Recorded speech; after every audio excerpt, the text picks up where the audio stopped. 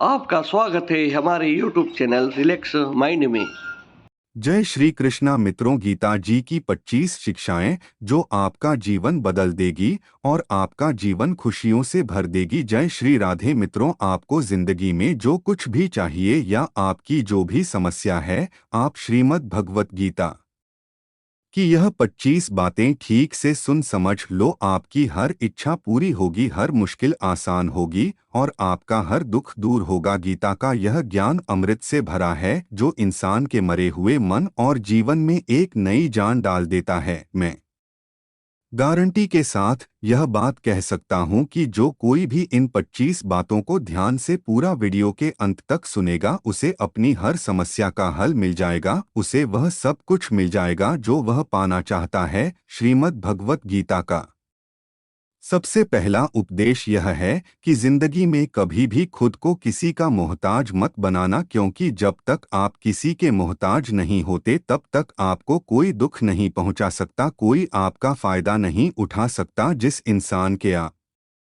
मोहताज हो जाओगे वह आपको एक्सप्लॉइट करना शुरू कर देता है। जिस दिन आपने अपने जीवन को किसी का मोहताज बना दिया, उसी दिन से आपको उसकी गुलामी करनी पड़ती है। औरों की तो छोड़ो, जो लोग अपने नौकरों के काम वाली भाइयों के मोहताज हो जाते हैं तो उनका सब कुछ सहना शुरू कर देते हैं, क्योंकि उन्हें पता होता है कि आपका काम उनके बिना चल ही नहीं पाएगा और आप खुद से खुद का काम कर नहीं पाएंगे और दूसरा कोई आपको मिल नहीं रहा तो उनका आपको परेशान करना शुरू हो जाता है। लेकिन जब उन्हें यह समझ आता है कि आप अपना काम खुद कर सकते हैं, आपको दूसरे 1000 ऑप्शन मिल सकते हैं, तो वह चुपचाप अपना काम करेंगे। अब अगर आप कोई ऐसी नौकरी करते हैं जहां आपके बॉस के गलत होते हुए भी आप उसका टॉर्चर सहते रहते हैं, तो आपको पता होता है कि आप उसके मोहताज हैं और वो उसका पूरा फायदा लेता है। और तो और जिस घर परिवार में आप रहते हैं, अगर वहां भी आप किसी के मोहताज हैं तो वह आपको पूरा चूस लेता है, क्योंकि वहां आप 24 घंटे रहते हैं, कहीं और जा ही नहीं सकते। आपके सर पर चढ़ के नाचेगा वह इंसान और आपको पूरी तरह से अपने कंट्रोल में रखेगा। लोगों को बहुत मजा आता है अपने से कमजोर इंसान को अपने कंट्रोल में रखने के। आप चाहे 1000 उनके लिए अच्छा करो, चाहे हर वह काम करो जिससे उन्हें खुश मिले, पर ऐसे लोग आपकी गर्दन को दबा के रखते हैं। आप में अगर कुछ प्रतिभा है तो आपके पंख ही काट दिए जाएंगे। हर वह कोशिश की जाएगी आपके साथ जिससे आप जिंदगी में कभी आगे ही ना बढ़ पाओ। किसी का मोहताज होना मर जाने से भी बदतर होता है। मोहताज आपको गुलाम बनाकर रख देती है। आपने कभी गौर किया कि आपकी जिंदगी वही लोग खराब करते हैं जिनके आप मोहताज हो जाते हैं? आपका सारा दुख वहीं से आता है जिसके आप मोहताज होते हैं। मोहताज सिर्फ शरीर या काम की नहीं होती, सबसे बड़ी मोहताज मन की होती है कि जिंदगी में कोई हमें चाहिए, हमें संभालने के लिए, नहीं तो हम खुश नहीं रह पाएंगे। अकेलापन लोगों से झेला नहीं जाता है। फिर कई बार आप ऐसे लोगों से जुड़ जाते हैं जो आपकी इस मन की मोहताज का पूरा फायदा उठाते हैं। आप उनसे रिश्ता इसीलिए जोड़ते हैं ताकि आपकी जिंदगी में थोड़ी खुशी आए, पर वह लोग आपको खून के आंसू रुलाते हैं, आपकी पूरी जिंदगी नर्क बना देते हैं। याद रखना एक बात, माँ बाप के अलावा ऐसा दुनिया में आज तक कोई पैदा नहीं हुआ है कि आप जिसके मोहताज हो और वह आपका फायदा ना उठाए। इसीलिए जिंदगी में कभी भी खुद को किसी का मोहताज मत बनाना। श्रीमद् भगवत गीता का दूसरा उपदेश यह है कि जब भी जिंदगी में खुद को अकेला महसूस करो, तब इस सच्चाई को ठीक से समझ लेना कि आप दुनिया में अकेले ही आए थे और अकेले ही जाओगे। वास्तविकता में यहाँ कोई आपका अपना नहीं है। एक दिन तो जो माँ बाप हमें जन्म देते हैं वह भी हमें अकेला छोड़कर चले जाते हैं, तो औरों से तो उम्मीद ही क्या करना। यदि कोई आपका साथ छोड़ दे तो याद रखना कि वह ईश्वर सदा आपके साथ है, वह कभी आपका साथ नहीं छोड़ता। गीता में श्री कृष्ण ने अर्जुन से कहा कि चाहे कोई मनुष्य मुझे माने या ना माने, लेकिन मैं इंसान का साथ कभी नहीं छोड़ता, क्योंकि यह सब मेरी ही संतानें हैं। मम वाशु जीव लोके जीव भूत सनातन मनुष्यनि इंद्रियानि प्रकृति स्थानी कर्ष। इंसान को ईश्वर का ही अंश कहा गया है, इसलिए मनुष्य को ईश्वर की संतान कहा जाता है। इसीलिए आपको अकेलेपन से कभी दुखी नहीं होना चाहिए, कभी डरना नहीं चाहिए, बल्कि किसी गलत इनके साथ रहने से डरना चाहिए। एक कहावत है कि something is better than nothing की, कुछ नहीं होने से कुछ होना बेहतर है। लेकिन एक और कहावत है कि nothing is better than nonsense की, नॉनसेंस लोगों के साथ रहने से अच्छा है आप अकेले ही रहो। इसीलिए गीता का यह उपदेश हर इंसान के लिए बहुत जरूरी है, जो खुद को अकेला समझकर दुखी हो जाते हैं। इसीलिए अकेलेपन से डरना, दुखी होना छोड़ दो, क्योंकि यहाँ कोई किसी का नहीं होता। गीता का तीसरा उपदेश यह है कि जीवन में जब भी कोई मुश्किल आए तो हिम्मत मत हारो, बस थोड़ा धीरज रखो। जो लोग मुश्किल वक्त में खुद को थोड़ा संभाल कर धीरज रखते हैं, वह हर मुश्किल को आसानी से पार कर जाते हैं। एक राजा अपने गुरुजी के पास गया और उसने गुरुजी से जाकर बोला कि ऐसे तो राज्य में हर प्रकार की खुशहाली है, पर वक्त का कोई भरोसा नहीं है। अगर कभी जिंदगी में कोई मुश्किल वक्त आए, कोई बुरा वक्त आए, तो उस वक्त के लिए मुझे कोई मंत्र दीजिए, कोई शिक्षा दीजिए, कोई उपदेश दीजिए कि उस बुरे वक्त से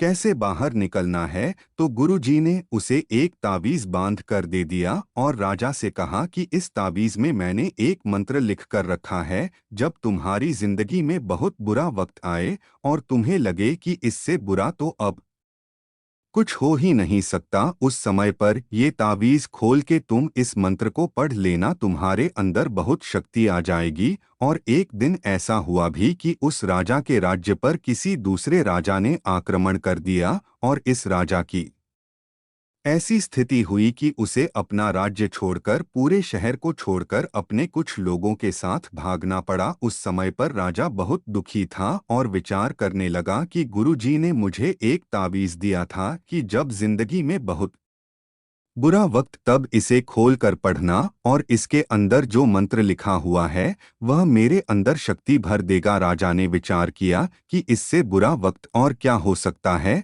उसने गुरु जी का दिया हुआ वो ताबीज खोला और उसके अंदर लिखा हुआ था कि यह वक्त भी गुजर ही जाएगा। इस वचन को पढ़कर राजा के मन में एक शक्ति आई, विश्वास जगह, यह जो बुरा वक्त है यह भी टिकने वाला नहीं है, यह भी निकल ही जाएगा। इसलिए मुझे हिम्मत नहीं हार वापस से अपनी सेना खड़ी करनी है। और उस राजा ने वापस से अपने सैनिकों को जमा करके अपनी सेना को खड़ा किया और उस राजा पर हमला करके अपना राज्य वापस प्राप्त किया। तो जिंदगी में स्थिति चाहे कितनी भी बुरी क्यों ना हो, वह हमेशा के लिए नहीं रहने वाली, वह भी एक दिन गुजर जाएगी। वक्त चाहे कैसा भी हो, एक दिन जरूर बदल जाएगा। हमारी जिंदगी में न जाने कितनी बार दुख आए, कितनी बार मुश्किल वक्त आया, लेकिन हम हर बार निकल जाते हैं। ऐसे कि आपकी जिंदगी में जब कोई मुश्किल वक्त आए, बुरा वक्त आए, तो मन में यह विश्वास रखना कि यह वक्त भी एक दिन गुजर ही जाएगा। इसलिए अपनी हिम्मत मत हारो। अगर आपके अंदर धीरज है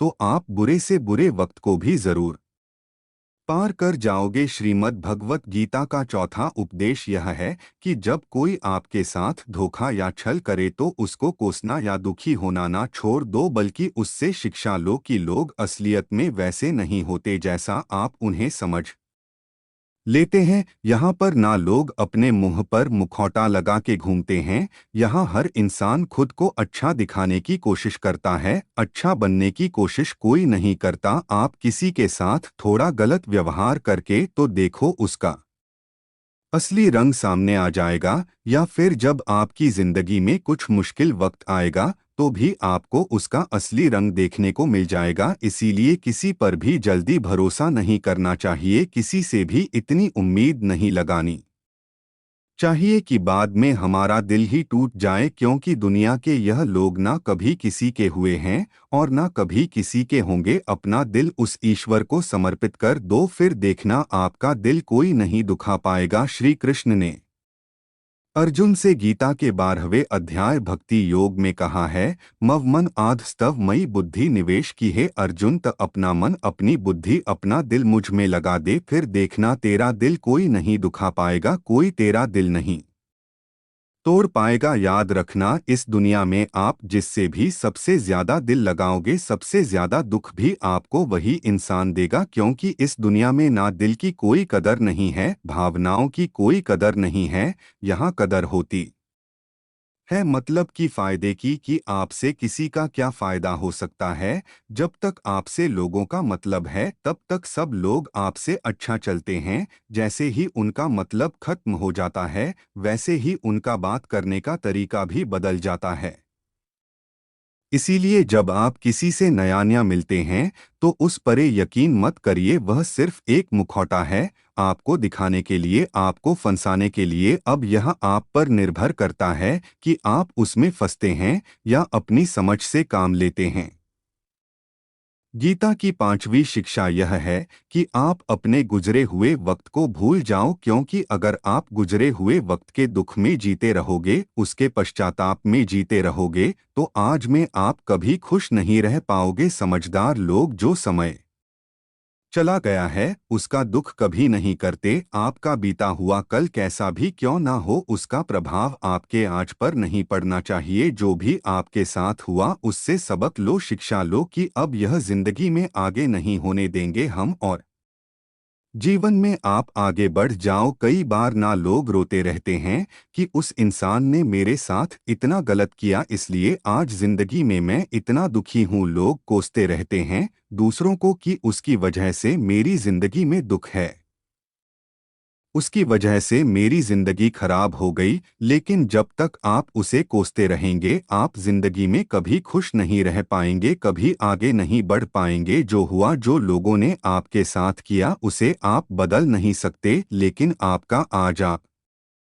जरूर बदल सकते हो। कल के दुख से छूटना चाहते हो तो कल में नहीं आज में जीना शुरू करो। आपको ऐसा एक भी इंसान नहीं मिलेगा जो अपने कल में जीता हो और प्रसन्न रहता हो। आपको सिर्फ वही इंसान खुश रहेगा जो अपने आज में जीता है। कल में जीने वाला इंसान किसी ना किसी पीड़ा से जुड़ा होता है, किसी ना किसी दुख, किसी ना किसी पश्चाताप से जुड़ा होता है। कल में जीना आपकी जिंदगी की सारी खुशियां छीन लेगा। तो जितना हो सके अपने पास्ट को भूल जाइए और अपने प्रेजेंट में जीना शुरू कीजिए। श्रीमद् भगवत गीता का 6ठा उपदेश यह है कि प्रेम उसी से करो जो आपके प्रेम के लायक हो। से आपके प्रेम की कदर नहीं, उससे जितना दूर रहो उतना अच्छा होता है। आजकल लोग कहते हैं कि सबसे ज्यादा पीड़ा प्रेम देता है। लोगों ने प्रेम जैसी पवित्र चीज को गंदा कर दिया है, जहर बना दिया है। सबसे ज्यादा लोग एक दूसरे को प्रेम और भरोसे के नाम पर ही लूटते हैं।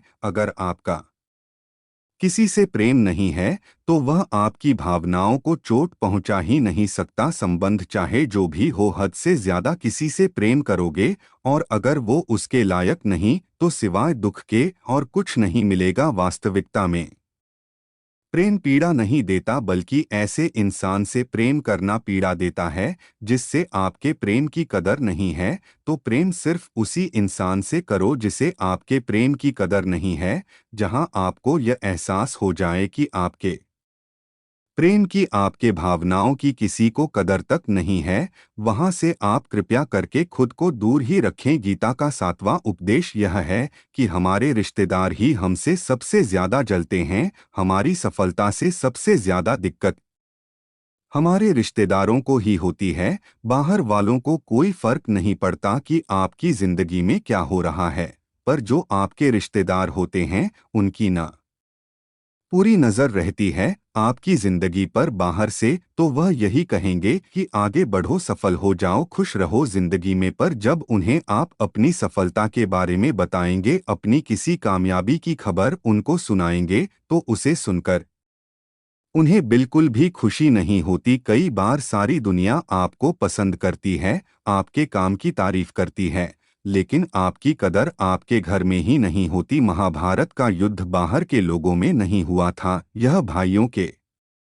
आपस की लड़ाई थी। पांडवों के हर सुख से दुर्योधन जलता था। जब भी पांडव किसी काम में सफल होते थे उससे बिल्कुल भी बर्दाश्त नहीं होता था। दुर्योधन हर कोशिश करता था पांडवों को नीचा गिराने का, जितना हो सके उन्हें दुखी करने का। और वही भाइयों की आपसी जलन महाभारत के युद्ध की वजह से हुई, जिसमें न जाने कितने अनगिनत लोग मारे गए। बाहर वाले को क्या फर्क पड़ता है कि आप कैसी जिंदगी जीते हैं, लेकिन यह जो रिश्तेदार होते, यह जो करीबी लोग होते हैं, मजाल जो इन्हें आपकी खुशी बर्दाश्त हो जाए, सबसे खतरनाक होते हैं यह लोग। क्योंकि यह बाहर से बहुत मीठा चलते हैं, आपको अच्छे अच्छे शब्द कहते हैं, लेकिन आपके पीठ पीछे यह आपसे जरा भी खुश नहीं होते। तो इसीलिए किसी को भी अपना समझने से पहले आप यह जरूर चेक कर ले कि वह सच में आपका अपना है या सिर्फ अपनेपन का दिखावा हो रहा है। का आठवां उपदेश यह है कि आज के युग में बहुत ज्यादा अच्छे मत बनो, नहीं तो यह दुनिया आपको लूट के कंगाल कर देगी। पांडवों की कहानी यह शिक्षा देती है कि ज्यादा अच्छा बनना आपको कई बार बहुत दुख दे सकता है। जो पांडव हमेशा धर्म पर चलते थे, कभी कोई गलत काम नहीं किया, लेकिन उनका सारा राजपाट चला गया। उनकी पत्नी को भरी सभा में नग्न करने की कोशिश की गई, भिक्षा लेकर के उन्हें अपनी जिंदगी गुजारनी पड़ी। कारण क्या था? वह कुछ ज्यादा ही अच्छे बन रहे थे। यह तो तब की बात है, और आज की दुनिया तो और बदल चुकी है। लोग ना अच्छे इंसान को इज्जत कम देते हैं, बल्कि उसका इस्तेमाल ज्यादा किया जाता है। अगर आप भी लोगों के साथ अच्छा चलते हैं तो आप इस चीज को खुद अनुभव कर पाएंगे। आप जितना लोगों के साथ अच्छा चलते हैं, लोग आपके साथ उतना गलत व्यवहार करते हैं, लोग आपका उतना ज्यादा इस्तेमाल करते हैं। आप दूसरों की खुशी के लिए कुछ भी करते जाते हैं और लोग सिर्फ आपका एडवांटेज लेने में लगे रहते हैं। इसलिए आज के जमाने में खुश रहना है ना, तो बहुत ज्यादा अच्छे मत बनो। इसका मतलब यह नहीं कि आप बुरे इंसान बन जाओ, आप अपनी नज़र में अच्छे बन के रहो। दुनिया की नज़र में अच्छे बनने की कोशिश कभी मत करना। गीता का नवा उपदेश यह है कि जहां आपके लिए प्रेम और इज्जत नहीं है, वहां कभी मत जाओ। महाभारत का युद्ध शुरू होने से पहले श्री कृष्ण हस्तिनापुर गए थे पांडवों की तरफ से शांति प्रस्ताव लेकर के। तब शकुनी ने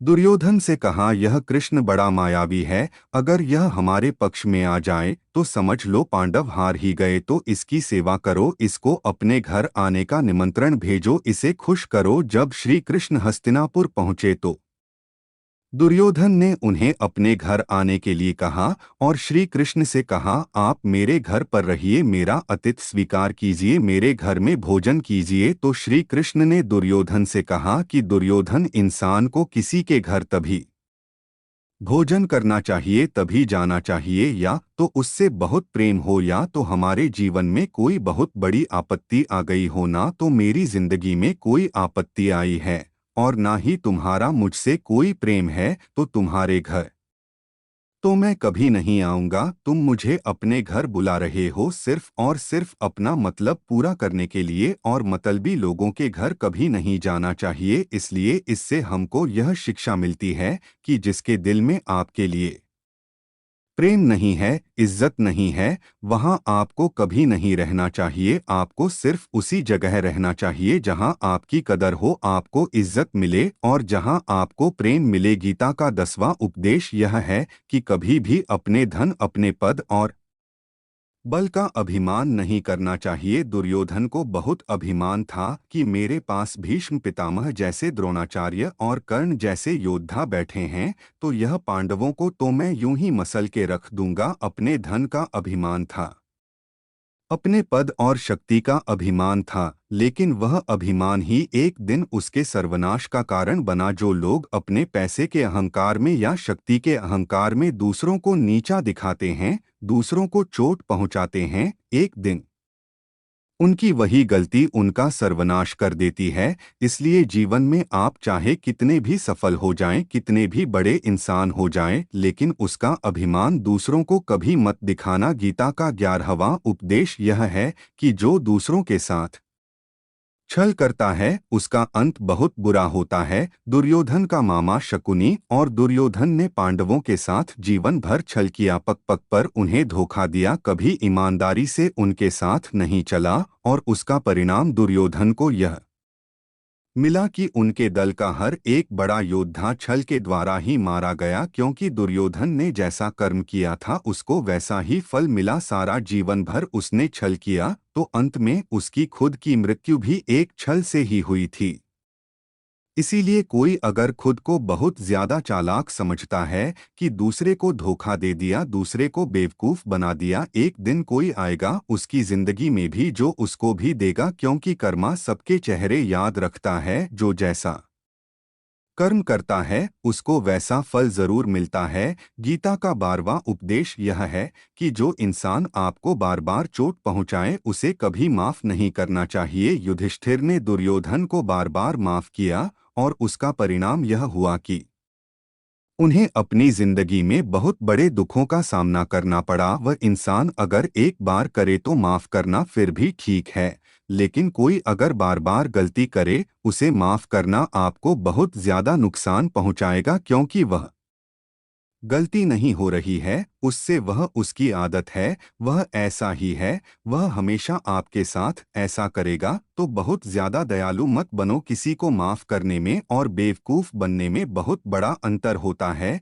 किसी को अगर एक बार आप माफ भी कर रहे हो तो उस इंसान से आप जरूर सावधान रहना। कहते हैं आजमाए हुए को फिर आजमाना मिट्टी मुंह में डालने के बराबर होता है। जिससे धोखा खाया है, जिससे आपको तकलीफ मिली है, उस पर भरोसा गलती से भी मत करना। तो माफ उतना ही करो जितने में आप बेवकूफ ना लगो। गीता का 12वां उपदेश यह है कि अपनी खुशी और अपना दुख हर किसी के आगे जाहिर नहीं करना चाहिए, क्योंकि लोग आपकी खुशी पर नजर लगा देते हैं और आपके दुख में आपकी हंसी उड़ाने लगते हैं। आपकी खुशी से कोई खुश नहीं होता, लोगों को लन होती है।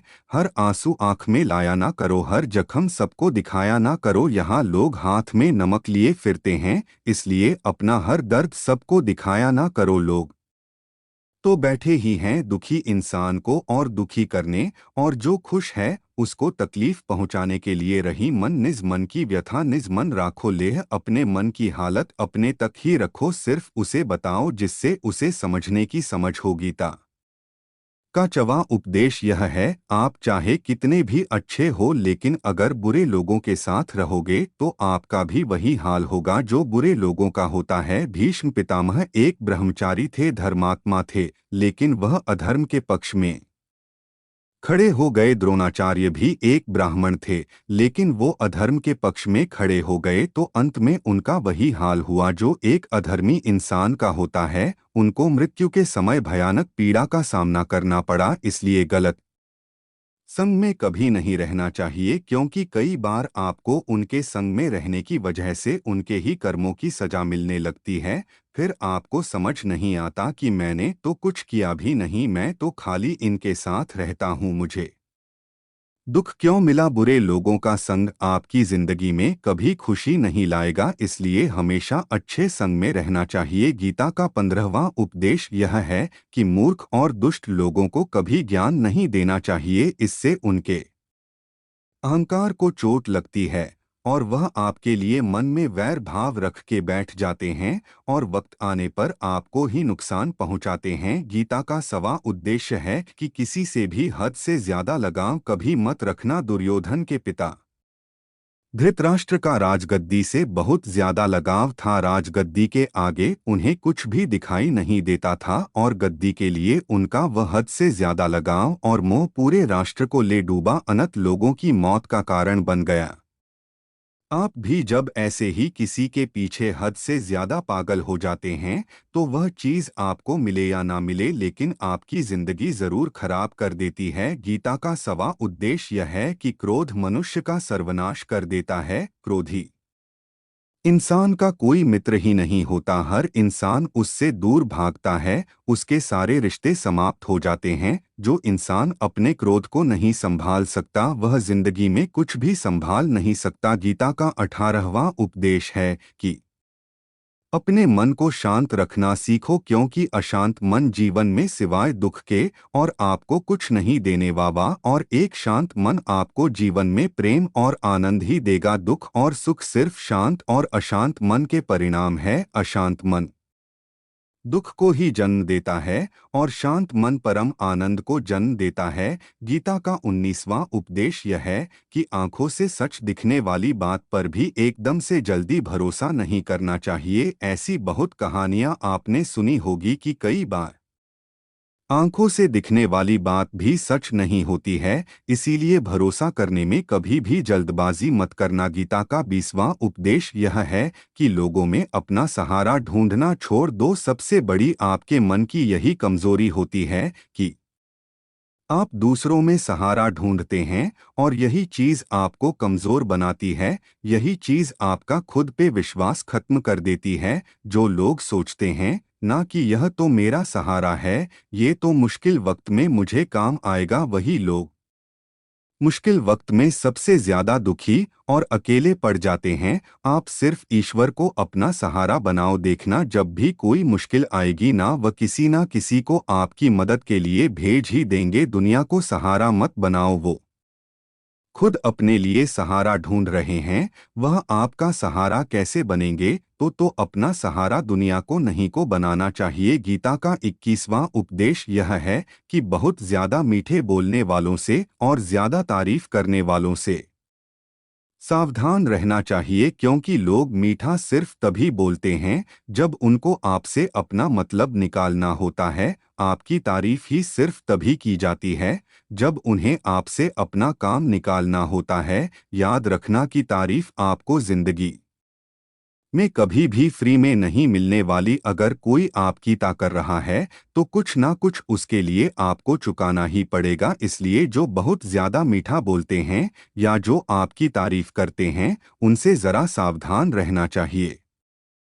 गीता का 22वां उपदेश यह है, जो आपके मुंह पर अपनापन दिखाए, आपकी पीठ पीछे आपको नुकसान पहुंचाए, ऐसे लोगों से दूर ही रहना। चाणक्य ने कहा है कि ऐसे लोग उस घड़े की तरह होते हैं जिसके मुंह पर तो अमृत लगा है, लेकिन जिसके भीतर जहर भरा हुआ हो। आप जिसे अमृत समझकर पी जाते हैं, वास्तविकता में वह जहर ही होता है। विष कुंभम पयो मुखम, तो ऐसे लोगों को जहर की तरह छोड़ देना चाहिए जो अपनेपन का दिखावा करें और पीछे से हमेशा आपको नुकसान पहुंचाए। गीता का 23वां उपदेश यह है कि जिस रिश्ते में मर्यादाएं टूट जाती है, वहां सिर्फ सर्वनाश ही होता है। कोई आपसे बड़ा है या छोटा है, अगर वह रिश्तों में अपनी मर्यादाओं को तोड़ देगा तो वह रिश्ता कभी नहीं टिक सकता। रिश्ता सिर्फ तभी चलता है जब दो लोग एक दूसरे की इज्जत करते हैं, रिस्पेक्ट करते हैं, और कभी अपनी लिमिट क्रॉस नहीं करते हैं।